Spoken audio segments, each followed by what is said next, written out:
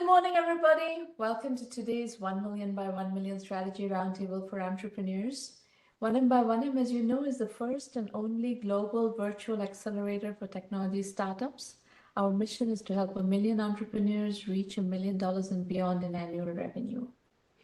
In support of that mission, we've been doing free mentoring roundtables for many years, since 2008 to be precise. And this is the 666th roundtable. We also do a lot of private roundtables because the premium program uses the same format, but it's all members only. So it's been a real pleasure working with so many of you from so many different parts of the world. Today, we're going to welcome back Gus Tai, my friend and colleague for many years. Gus has been a very active veteran investor in the industry. He was general partner at Trinity Ventures and has also done a tremendous amount of angel investing in really important companies. And Gus and I have shared a lot of brainstorming for many years. And we are bringing some of that brainstorming to you in light of all that is going on in the world right now, especially AI driving such major changes, such major opportunities. Gus, welcome back. Oh, thank you, Shamana. It's always lovely to see you. So, Gus, we discussed thoroughly education last time and AI in the context of education and startup opportunities in particular. I thought we would focus on healthcare today and deal with different aspects of healthcare that are being touched by AI at the moment. So I think the starting point where it would be good to brainstorm is one that you have done some work in drug discovery. Now, in a recent roundtable, we had Mo Islam from Threshold Ventures, and they are investors in 1Mby1M, which is a drug discovery platform, and they are selling the platform for drug discovery to pharmaceutical companies. And I asked him, are you selling only to large pharmas, or are smaller, startups and so forth able to access such a platform? And where I'm coming from is, as you know, in 1 million by 1 million, we emphasize hugely bootstrapping. And if you have to build the entire AI stack to even start doing drug discovery work, that is not a bootstrappable venture. So I'm a little bit concerned that, everybody who's in this ecosystem, the scientists, people who have real knowledge of specific diseases, specific biology, life sciences conditions that could, inform drug discovery work, will not have access to a platform to, kind of springboard off of. How do we think about this, Gus? Yeah, so regarding opportunities to apply AI to healthcare and to drug discovery, there's tremendous opportunity. Now, whether those opportunities are easily accessible to people who want to bootstrap, I think that's a dilemma. That's a question mark. And the reason is that the drug discovery market is most vibrant here in the U.S., where there's a process, the FDA process of approval of drugs, and it requires a lot of capital to test the drugs. That's actually declining in expense to discover the drugs, but then the testing process is rigorous and takes a long time and a lot of capital. And the way that the pharmaceutical industry is designed is that you have these organizations that are doing the R&D, and once they get further along, you have these aggregators. They do more than aggregation. I'm being simple, but I just want to talk about the business concept of the aggregator distributor, like a Pfizer, Yeah. that that if they're not developing their own drugs, will partner or acquire these drugs because they have quite hefty capability and skill at marketing and distributing drugs. And so this whole process is designed around finding and discovering and distributing multi-billion-dollar drugs. So it's kind of a jumbo in size, and so I think that when I had funded one of my very last formal investments as an institutional general partner was in a company called Cyrus Bio that was founded by Nobel Prize winning David Baker, who had innovated a lot of techniques on how to apply AI for drug discovery. And that company had to decide whether to be a platform or whether to use the technology for individual drugs. And there are different business models. They had a platform business, and the platform business can be bootstrapped, not bootstrapped, can be much more capital efficient, but there haven't been as many platforms that facilitate drug discovery that have become large and jumbo in size for the venture industry. Mm-hmm. So perhaps there could be some new opportunities, but for entrepreneurs. But I'm not sure it would be. I'm not sure they would be as large as what a medium-sized venture firm would want to see in terms of size. So, so somebody who's a scientist, let's say somebody who has the life sciences background to do drug discovery work and wants to use AI to build a company in a specific area of drug discovery, what are we saying? Are we saying that this group scientist or this group of scientists have to then pair up with some computer scientist who can build them a platform? Is that the path that they have to take? Well, I wouldn't. So there are traditional paths, and then there are, of course, always going to be novel, innovative paths. And for the traditional paths, even traditional in using AI, not generative AI, but other forms of AI, those paths tend to be more capital intensive. So it would be like the industry of developing fusion energy. Like it's hard to see what would be the opportunities that would be very capital efficient. But to your question, it would if you are someone who is investigating either discovering new drugs or discovering techniques that would facilitate discovering a class of drugs, they would need to be partnered with people who are skillful with using the AI algorithms appropriate for that area. Then that group of people could look for sort of like NRE funding or development funding, and develop modules. And that could be an interesting IP type of business. That wouldn't be very capital intensive initially. Yeah. Well, I'm just looking for ways for, Google's AlphaMind is a good example, good model of a lot of scientists have been given access to that and at a, affordable price point. So the impact that is having on scientific discovery and scientific research is humongous.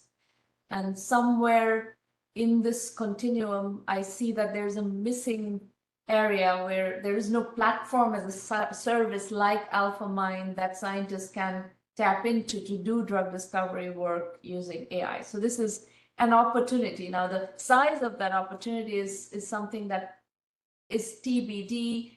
I think what I'm hearing you say is that it's not a humongous, the platform opportunity is not a humongous opportunity. The drug that comes on that platform may be a very large opportunity, but the platform opportunity itself is not a very large opportunity, which prevents investors to invest in that. Yeah, what arose for me as you were saying that, Sharmana, it would be like that in the computer gaming industry before AI, there would be people, the teams would develop the physics engines or outsource the physics engines. They would develop the art and outsource people to fill in the detail of art in the immersive games. And so perhaps a bootstrapped area would be, I could believe this, would be if you had people who are very facile at using AlphaMind and other platforms, that a drug discovery company may have some preliminary hypotheses and say, hey, can you run these simulations for me to round out different testing of vectors or characteristics and a computer modeling standpoint of a drug. And so I think that could be a bootstrapped type of business where the customer would pay money for those services. And as that company became more skillful at providing these outsourced services, it could then convert that into a platform for more robust drug development. So I think that there could be those types of services opportunities evolving over time. Or the other possibility is that a company like Atomwise that is already providing this kind of platforms to the large pharmaceutical companies could start a business catering to the smaller entrepreneurial efforts and make that infrastructure available, facility available at some sort of an affordable business model price point. Yes, and just to be clear on this point, the dilemma here is that for most drug companies and multi-billion-dollar drug companies develop drugs in the US, and there's a process, and the process of getting approval of a drug is very capital intensive. And so if you have a platform here, that's of value, you would go to a Pfizer and others, and they would want that company to have a lot of heft. And so that's the dilemma. And there aren't thousands of small drug development companies because that's just not the nature of the ecosystem today. But it could develop in that direction. We'll see. Yeah. So I think the net of all this is that drug discovery, AI-enabled drug discovery, is a capital-intensive game. Whichever way you cut this problem, it is a capital-intensive game. So if you are going into this, you need, a resume that can raise capital is bottom line, because this is concept financing. You won't really get very far without doing concept financing, and to attract concept financing, you need a resume to get to that. That's probably the net of this discussion. Now, if we shift to medical imaging, which is another area where AI is having lots of impact, and there are lots of companies working in this field and lots of entrepreneurial efforts going on in this field. I guess the question that I'm kind of thinking about is that, are these going to be, unicorn style opportunities, or the million-pound gorilla in healthcare records is Epic? Epic is in every hospital system almost, and Epic happens to be a private company. So what is going to happen? Is it that Epic has enormous amounts of data? All this data goes through Epic almost, or at least comparable systems, but Epic has very, very large market share. So what kind of a market dynamic are we getting into here? Somebody entrepreneurial has a software, an AI software to do some kind of analysis, and then as the company gets some validation, companies like Epic or other companies in that class just buy these companies. What are we looking at? Are these going to be independent companies? Are these all going to be relatively, bootstrapped to exit, or capital efficient exit focused companies? What kind of a market dynamic are we looking at? Yeah, so in my mind, I view you as raising two topics that are interrelated. One is around the diagnostics capability, and the other one is the central storage of data and the distribution of data and information. And so my understanding of Epic would be that, and they're a private company. I've known them since the 90s, but I'm no longer close to their R&D strategy.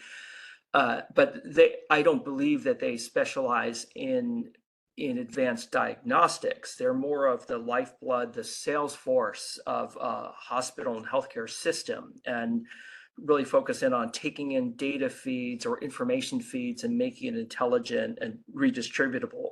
So as an aside, there is a lot of activity on AI in terms of ingesting data for Epic and other services. So Epic itself has a service that it can record a patient visit and take in the transcription and add metadata to it. And there's startups that are funded to do that.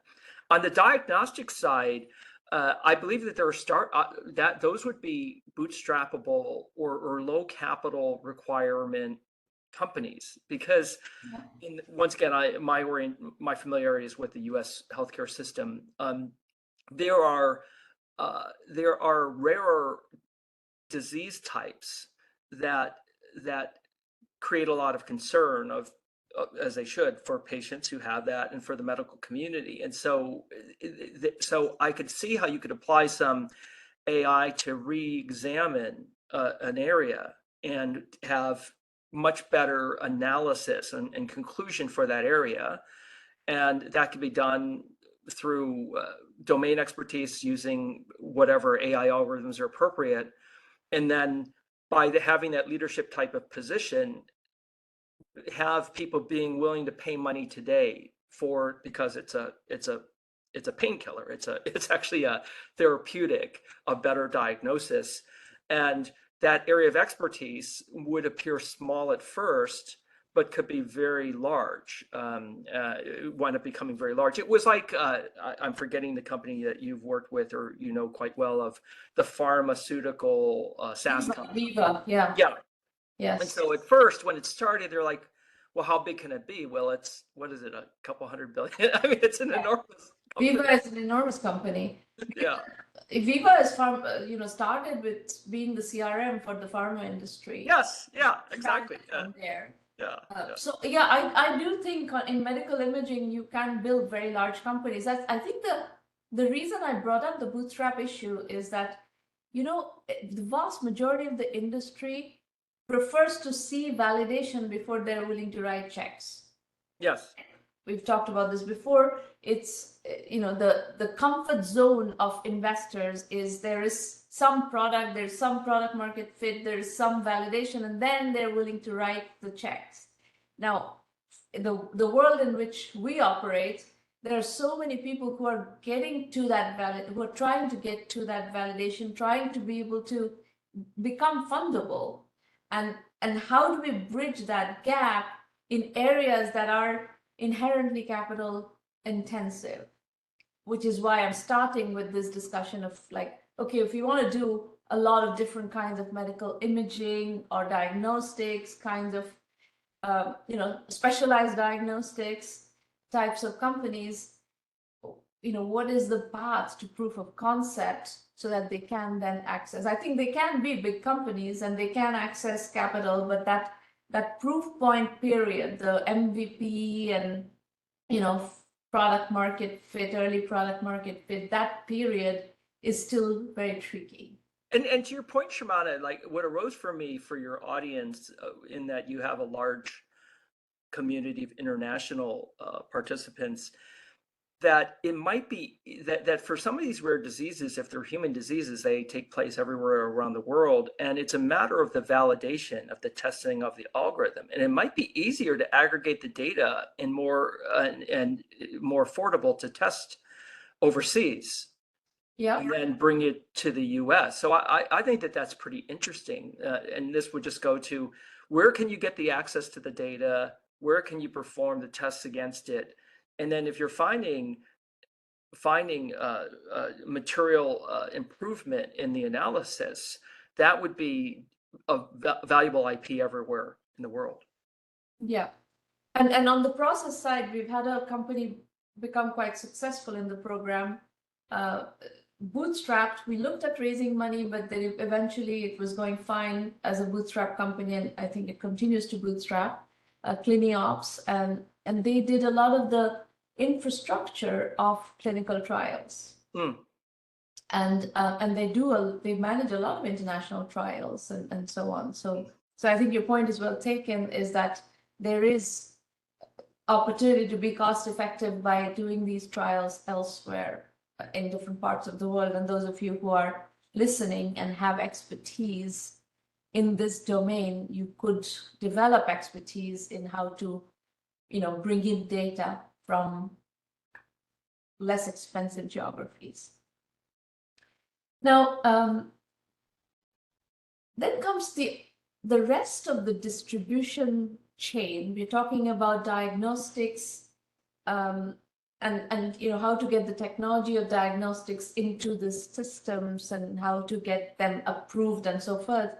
There's also the distribution of care, whether it's diagnostic care or treatment, whatever.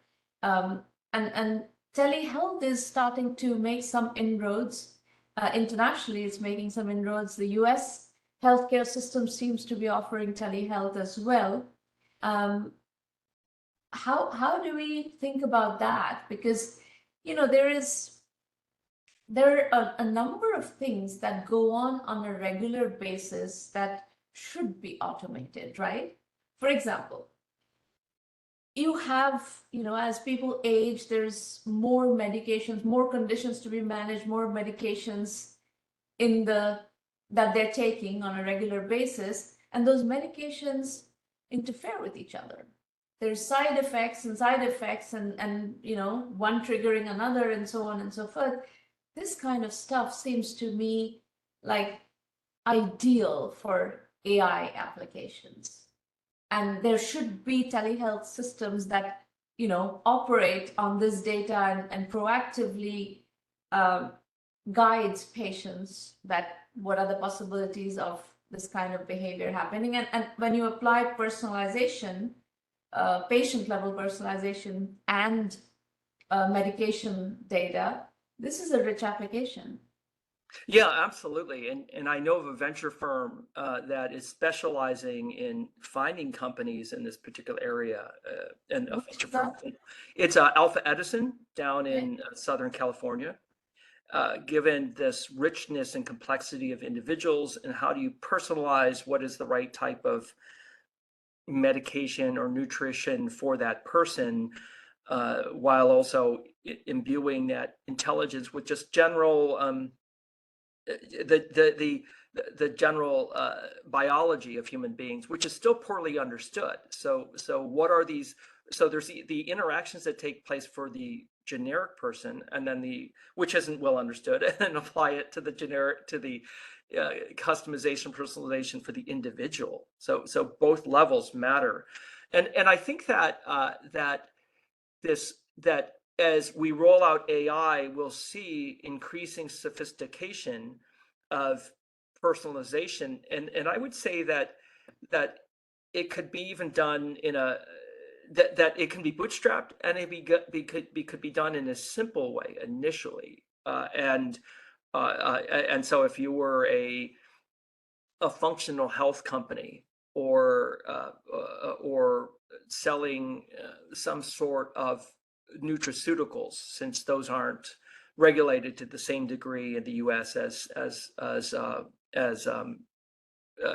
drugs, those businesses have good cash flow characteristics, that if you can find something that finds a niche of consumers who find the personalization and what you're serving of value, then the margins on that business, the gross margins, are high enough to help you grow, and so you could grow for a while and go from there. So I think that could be interesting for your audience, for the community around, how do we use AI to incrementally improve personalization and have a foundation for that.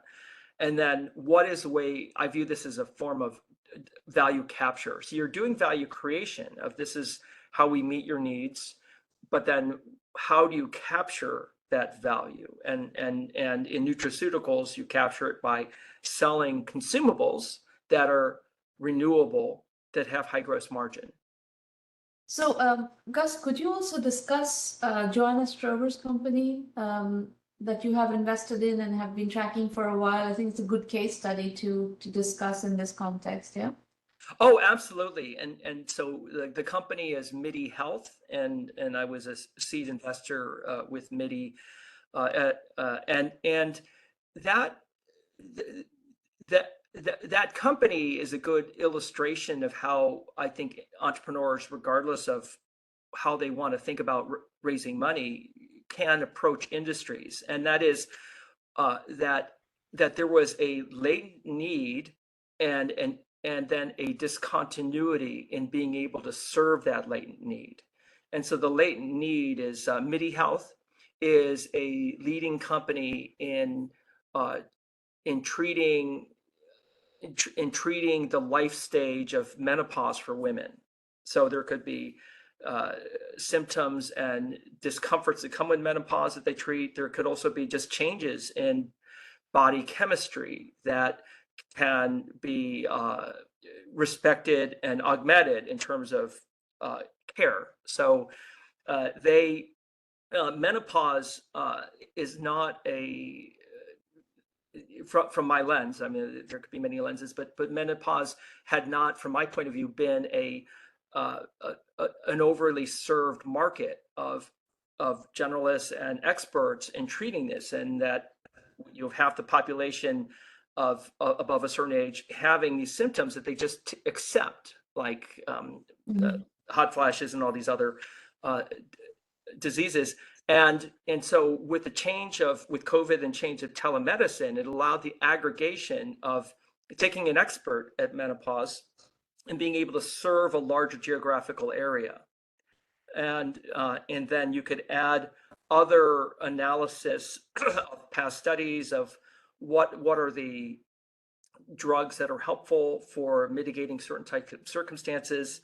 And from my point of view, as MIDI is an emerging leader here with volume, they can, with the right type of privacy and HIMSS compliancy, analyze these cases to say, oh, it appears that these are the types of treatments that might be better for their customer. And I don't have information for what they're doing, and I'm not saying that they're doing that, but these are the opportunities that if you are a first mover because of changes in regulation infrastructure, where you can get more data, you can analyze and mine the data and provide better service. And this is a subscription-based business model, right? So actually, MIDI, I love MIDI. MIDI is oriented toward having real touch points of healthcare. So they have you have access to physicians and to nurses. Mm-hmm. So it's more of a it's a telemedicine care provider, along with what other things care providers provide, tuned and designed in that way with expertise. So they have very high net promoter scores of that. Patients will say, yeah, we're the healthcare provider. They're the healthcare provider that we can talk to. So it's basically insurance covered regular healthcare business model. Yeah, designed with building upon the successes and failures of people who were the first movers in this category. Mm. And so it's designed quite well, and it's an alternative to the traditional healthcare system.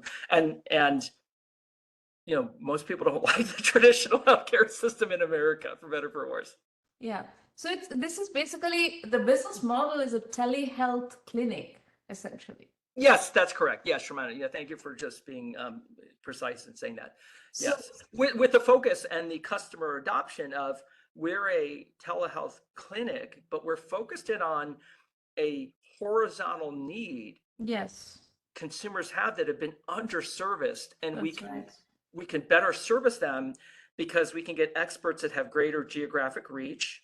Yes. And then as we have a larger audience, we will be able to, I suspect, analyze that to increase the precision of care protocols. Yeah. So that's a type of machine learning or learning or AI. I'm sure there's ways to apply AI too. So this model could work in a lot of different niches, and Absolutely.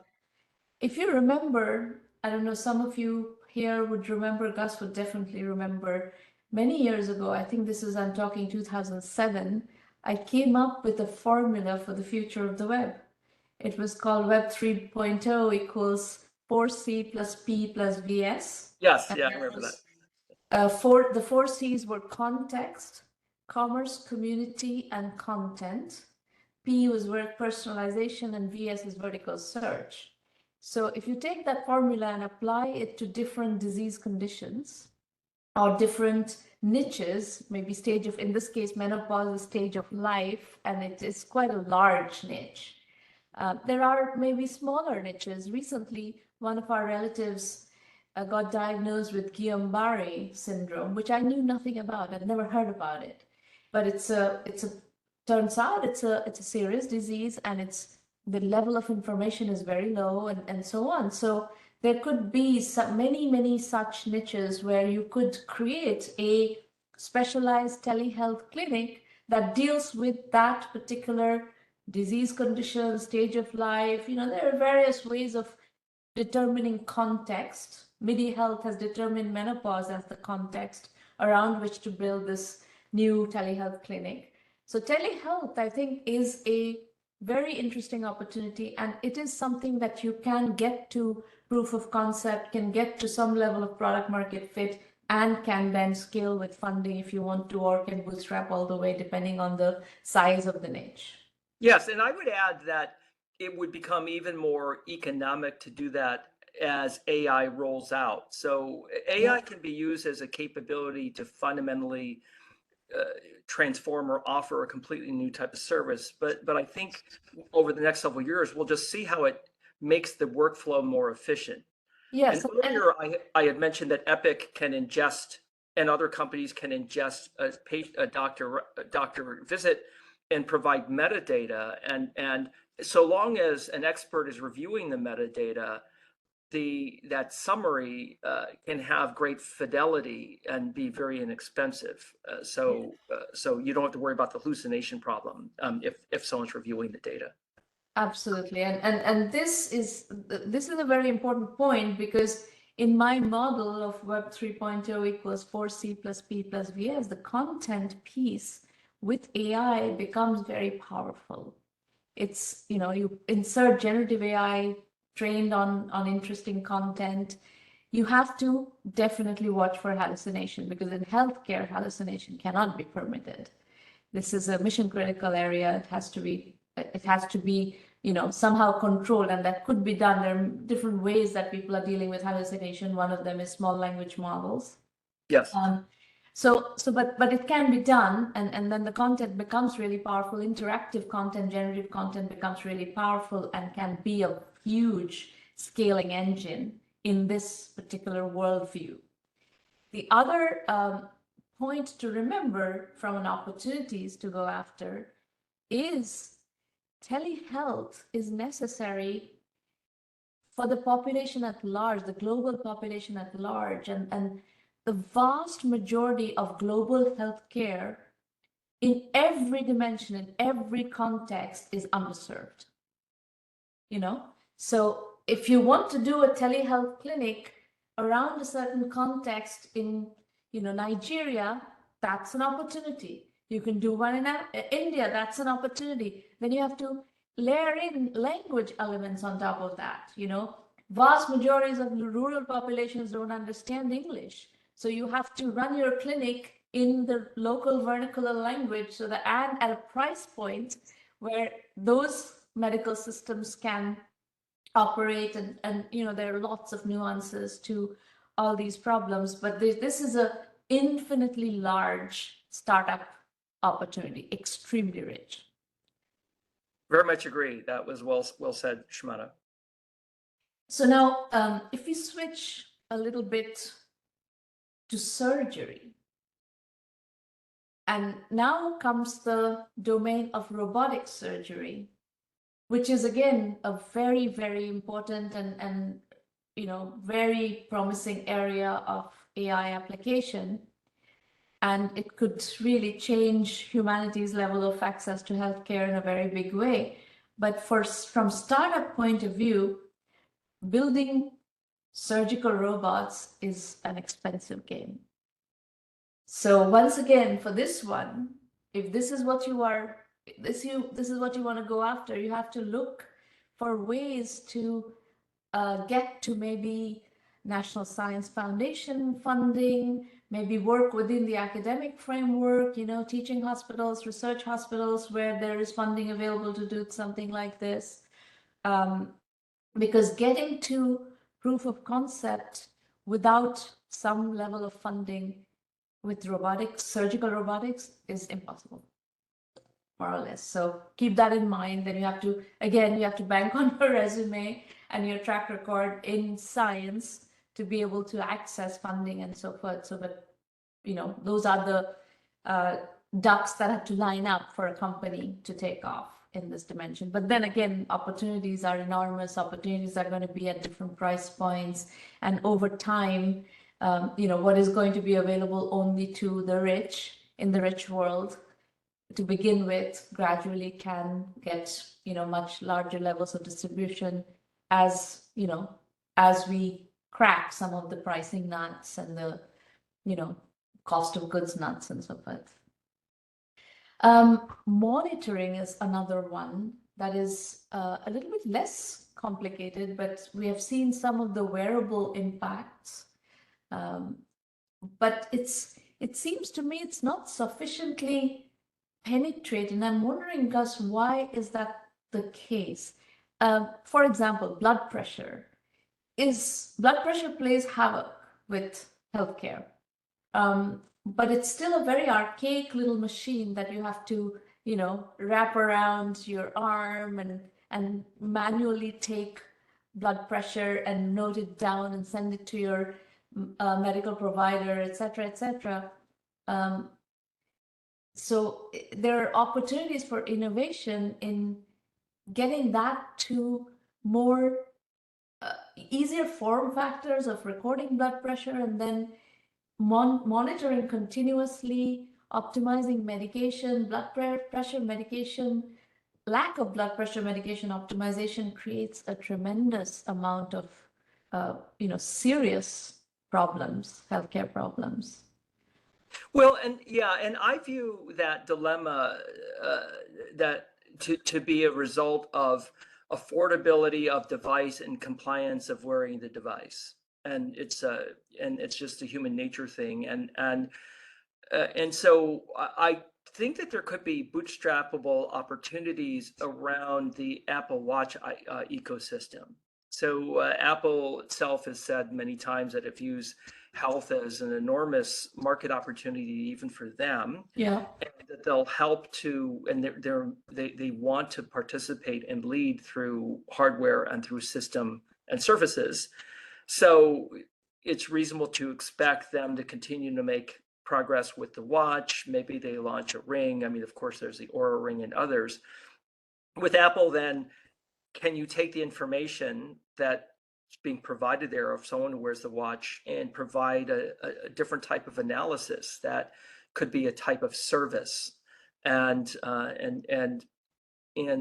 with the great distribution, even a small percentage of the audience wanting that distribution could find it helpful. So very important point, actually.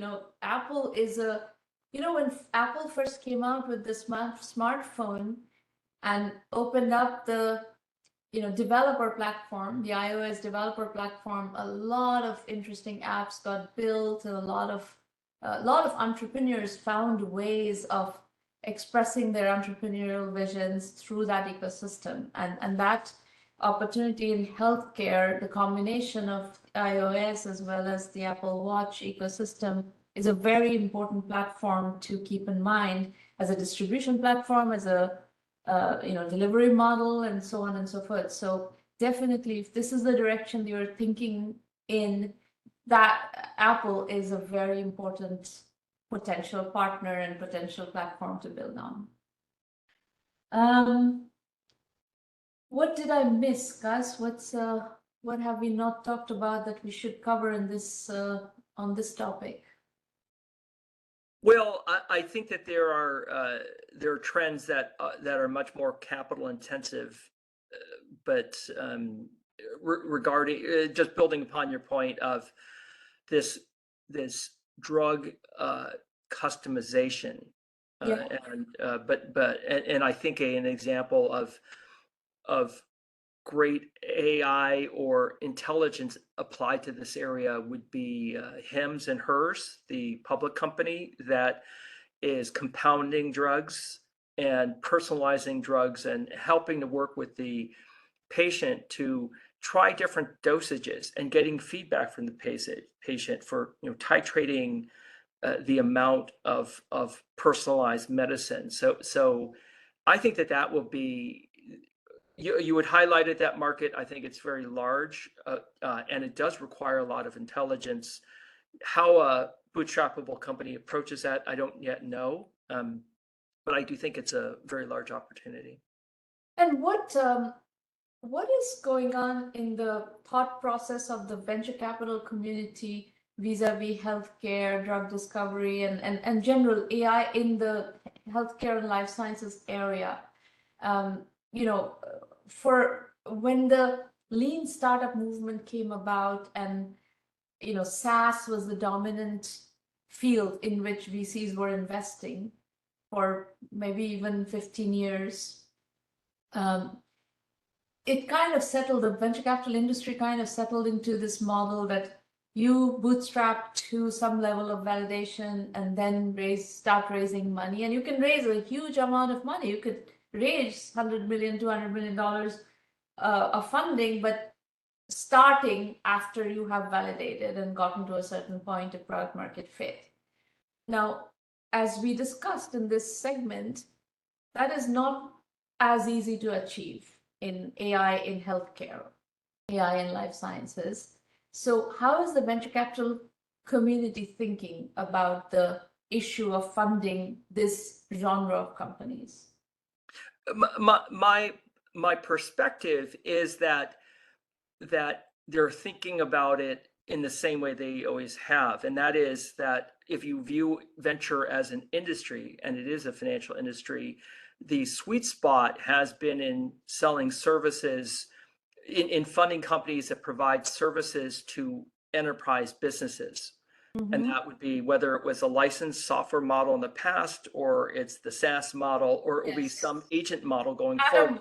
Atomwise, basically, is the platform selling to an AI platform selling to the pharmaceutical companies, or Viva, which is a software as a service company selling to pharmaceuticals. Yeah, and so then there are cycles, boom bust cycles around aggressiveness to try new approaches within healthcare, but those are smaller bubbles than like a SaaS waves.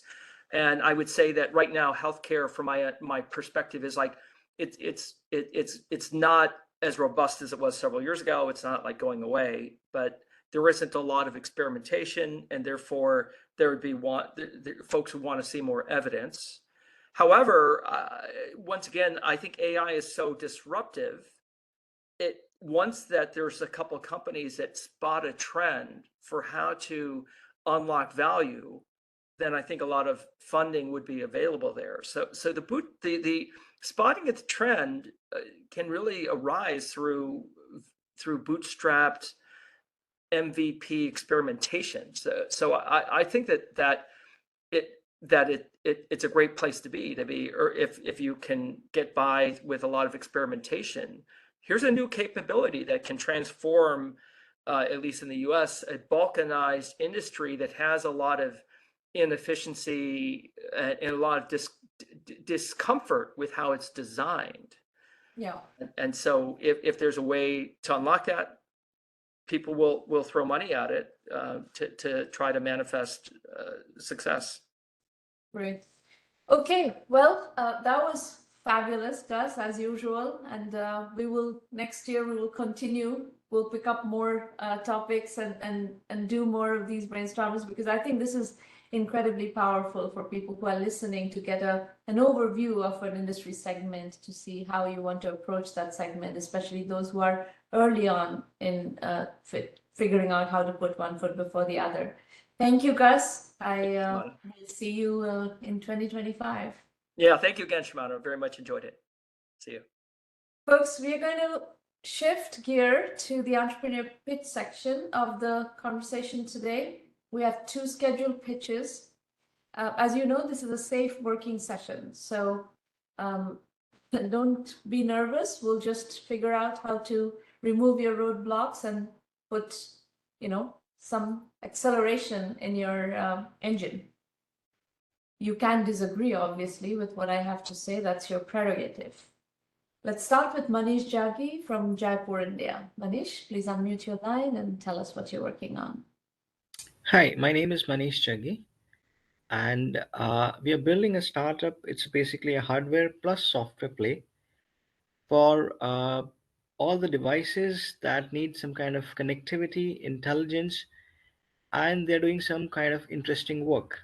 Mm-hmm. Now, um, just before I dive into my startup, just brief background about me.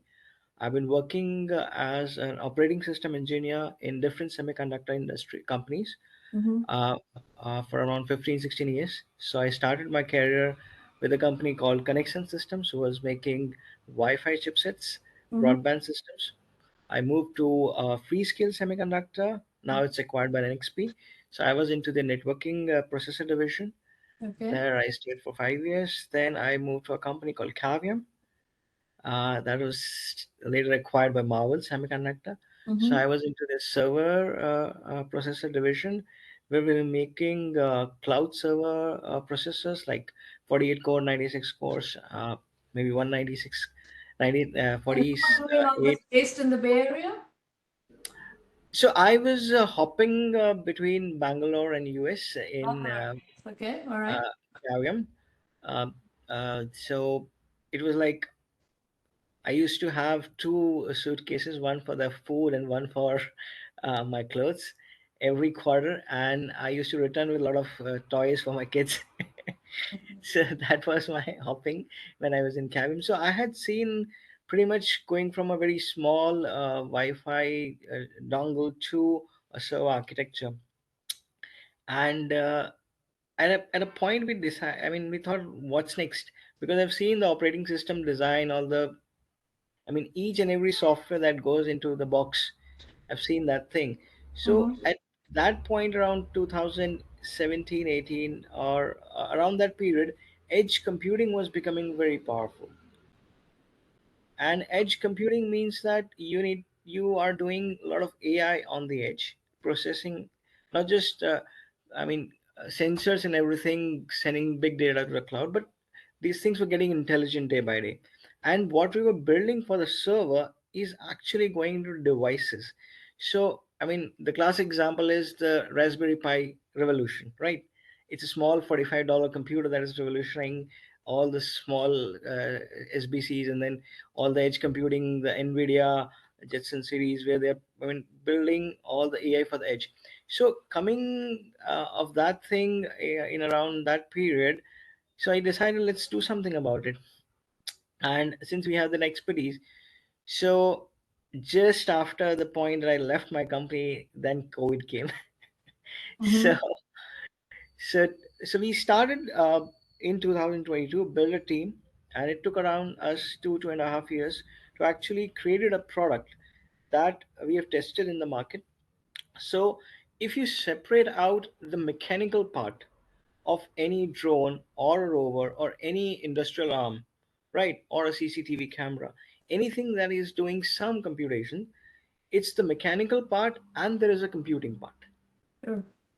If you add connectivity, maybe a 4G, 5G, or any other connectivity, and AI processing, so you have C cube, compute, control, and uh, connectivity. And if you separate out in a unit, that is the common part which is ubiquitous across everything that you're building on the edge. Mm-hmm. And that's the hardware play. Along with that, if you give an end-to-end software that makes the box plug and play, no code. So that Mm-hmm. means if you want to build a drone, if you just go to the next slide, I'll show you. So if you want to build a drone, there is a drone frame, which is basically the structure where you can put motors. Then there is a battery. Then there is a GPS which gives the location, and there is a payload that can be Mm-hmm. a camera. That, I mean, in defense cases, it can be a bombshell, or I mean anything in terms of an agriculture drone. It can be a spraying thing, and on top of it, it's a small device. And if you add connectivity and AI, you can actually make it a very powerful device. You can actually fly your drone from anywhere across the world using a secure connected network which goes through the RVPN. So that's like a beyond visual line of sight of operation of the drone. It may be a rover, it may be anything else. And that for that you don't have to write any code. Mm-hmm. Second part is, if you want to, if the drone is flying, by adding AI on the edge, that means whatever the camera is seeing, the drone is able to take decisions.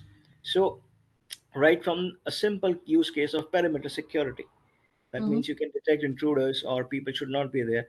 That perimeter security logic can be implemented to a lot of use cases. It can be traffic monitoring, it can be border security for the defense forces, or it can be for policing.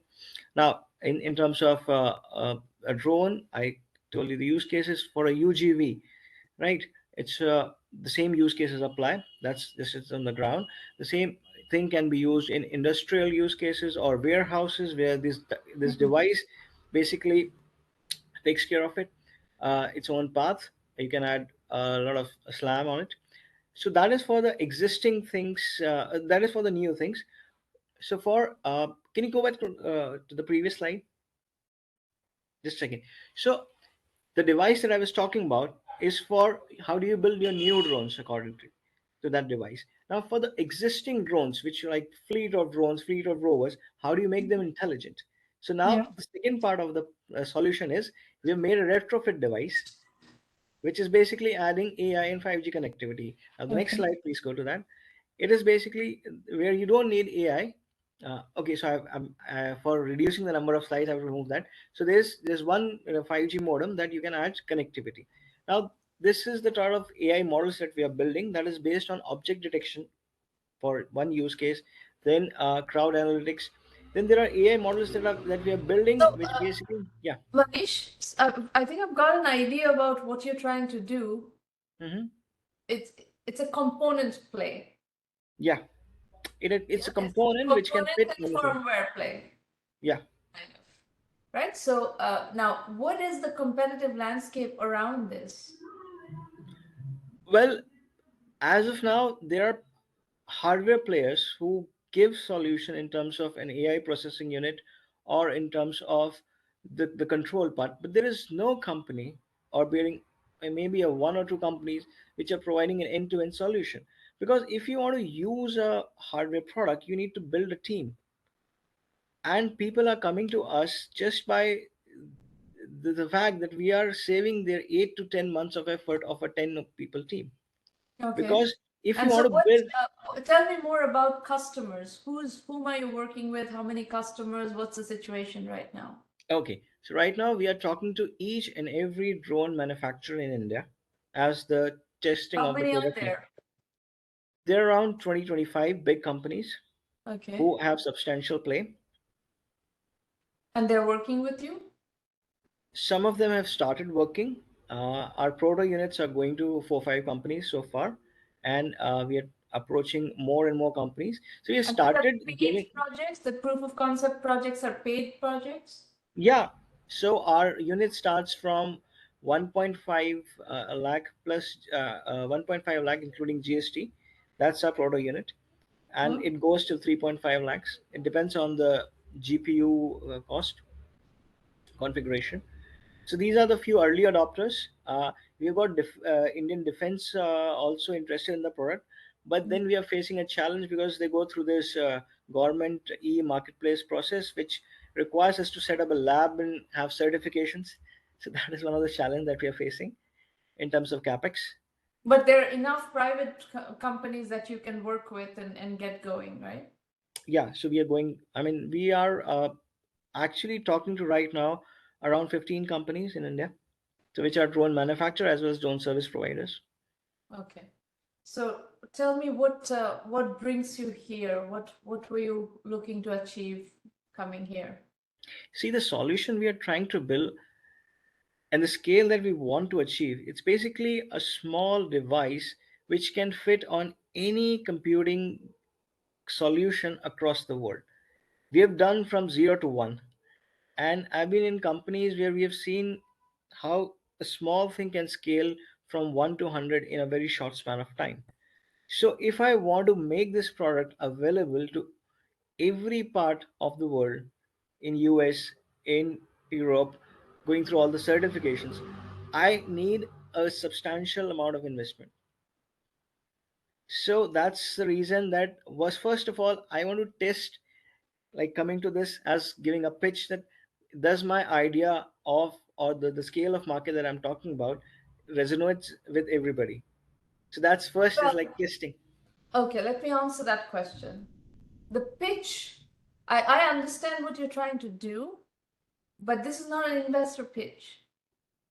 You're going to need to come up with an investor pitch. Based on what I've heard, I don't really know what is the scale of the opportunity that you're pointing at, what is the competitive landscape, what is the business model, pricing model. There's a thing called bottom-up TAM analysis. Where is the bottom-up TAM analysis? Without a bottom-up TAM analysis, without a clear go-to-market strategy supporting that bottom-up TAM analysis, I cannot make a decision on whether this is a fundable venture or not. However, we know how to do all of those things, and you can learn all of those things from us. And that is something we can teach you and help you prepare for a potentially fundable situation. That is something we can help you with. Understand. So the reason I didn't add that thing in this, because right now we are at a juncture where we are assembling things of, like the motherboards that we are getting, the smallest motherboards. The thing that we are building right now is, we are spending our capital on building our own PCBs. So once we have those PCBs, then I will be in a position to say this is the addressable market with those PCBs. So it is a little It doesn't premature to matter. What you have is not, you still need a business plan against which investors will evaluate you with early Yeah. proof points. You heard in the discussion that just happened, you heard us talk a lot about getting to fundability, right? Mhm. Getting to product market fit, getting to proof of concept, getting to fundability. And that a lot of that process is testing and validating concepts, and also developing a narrative against which you can get investors to connect with your opportunity. And that you don't have that. Yeah. We can help you figure that out, how to put that together, Mhm. but you don't have that right now. You don't have that. Yeah. Okay, so an investor looking at this cannot make a decision because you don't have the goods against which an investor can develop an investment thesis. Yeah, it's more of a vision right now, and a product market fit. So That's you what I need can to say. turn that vision into all the collaterals against which an investment strategy can be built. And Yeah. we can teach you how to do that. So Thank hold you. on for a moment. Let me work with Ezekiel, and then I will explain to you how to use the 1M program. Then you can ask me Okay. more questions if necessary. Sure. Ezekiel, you can unmute your line. Manish, you can mute yours. How are you, everyone? Good. Where are you located? I'm located in Nairobi, Kenya. Okay. Yeah, and we are working on an energy startup where we want to decentralize the production and distribution of electricity using a technology we've been developing, the hydrokinetic induction power generator. Okay. Yeah, so if we can go to the next step. What we are actually trying to solve is we have observed that the electricity market has been affected by ever increasing power cost. Mhm. Also, emission is another challenges that we are looking at, and they also some segment of the globe that are affected by unstable power supply. So those are the areas we are looking at.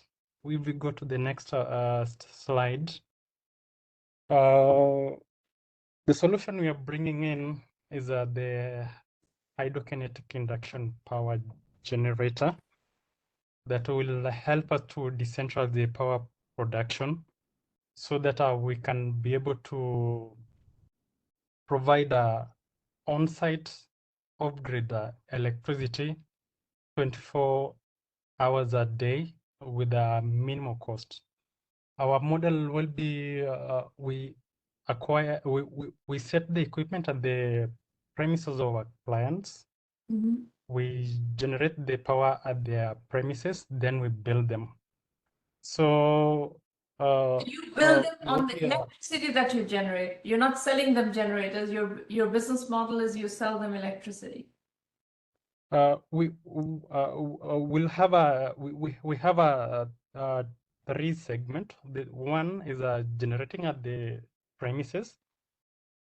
This is the one that we want to launch first. Then a second one will do the outright sell of our generators as a second model.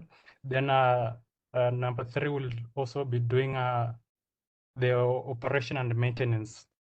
We can skip So this slide. if you look at the first one that you're trying to do, which is selling electricity, generating Yep. electricity for people, who is the target customer for that? We are looking for the industrial clients. Also, we can do it to the commercial one and the residential. So we are cutting across all clients, but majorly we are looking for the industrial, commercial, and residential clients. Then So what is the situation currently? Are you selling? Is this product in the market? Are you selling energy to customers? no, we've been working on our products.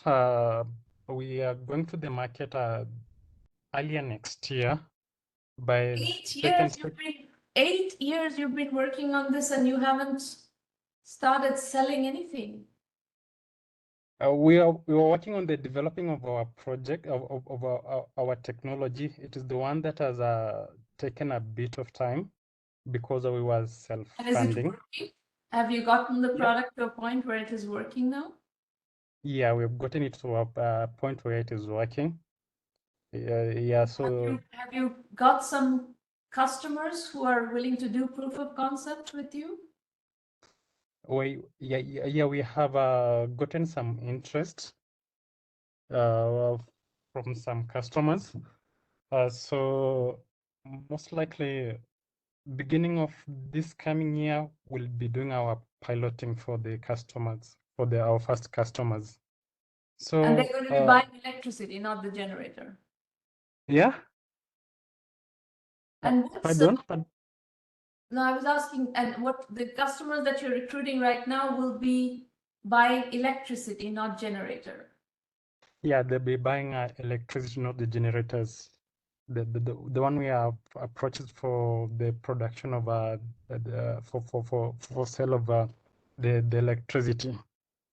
So what brings you here?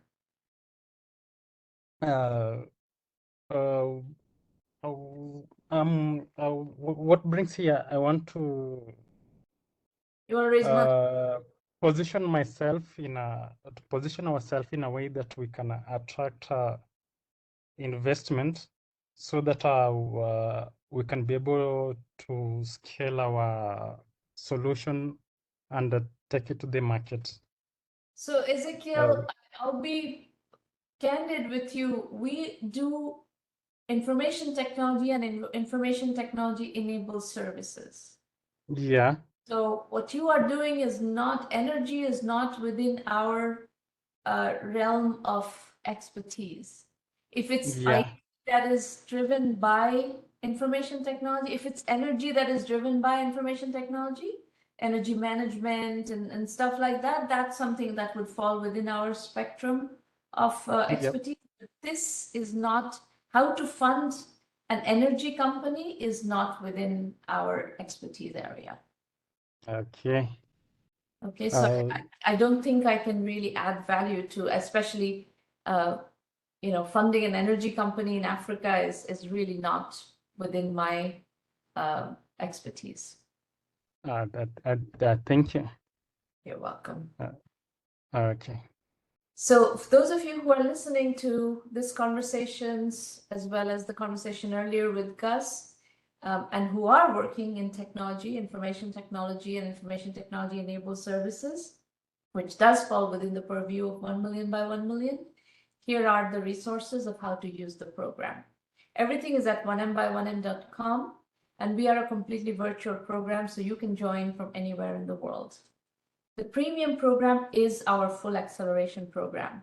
You can get ongoing weekly mentoring like you're getting here. You can call it mentoring, coaching, strategy consulting, whatever you want, but it's basically working on strategy for your project on an iterative basis.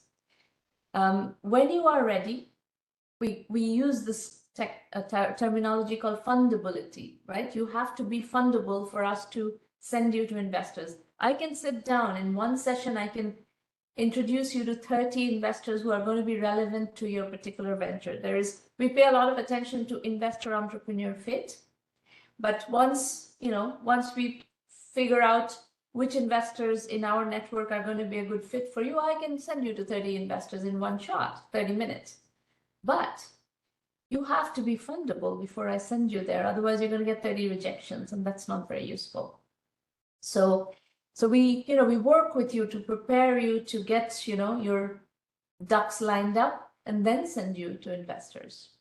We have a curriculum that will teach you a lot of missing pieces in your, understanding of how to get to fundability. So Manish, for example, you could heavily use this curriculum and get much further in developing your investment thesis, narrative, etc. We have templates, we have case studies, we have methodology, we have lectures, video lectures, etc. So this would be very helpful for you. And then I also have a lot of influence, especially on LinkedIn, where most of our community operates, and we can get the word out about what you're doing that would draw attention from people you're trying to reach out to. The curriculum is also available as 1Mby1M Basic on a monthly subscription basis. So if some of you who are just starting to learn how to put one foot before the other, you can also start with the curriculum only version.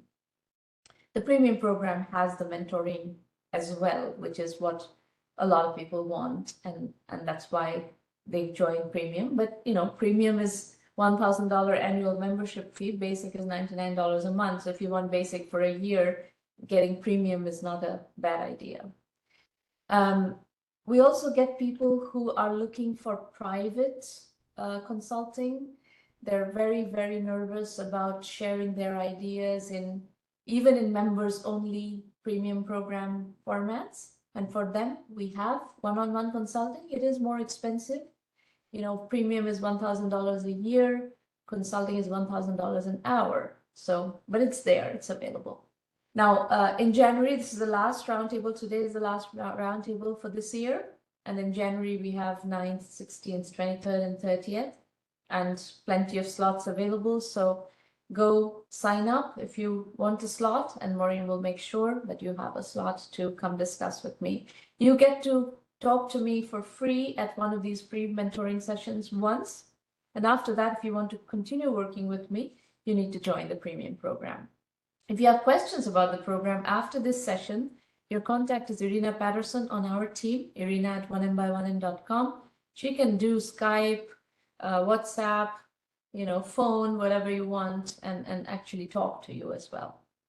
Okay, other questions? Anybody has more questions? You're welcome to ask now. You can ask in public chat. You can, if you want to talk, let us know. Maureen will put you on the panel, and you can start asking questions through your computer audio. Whatever you want is fine.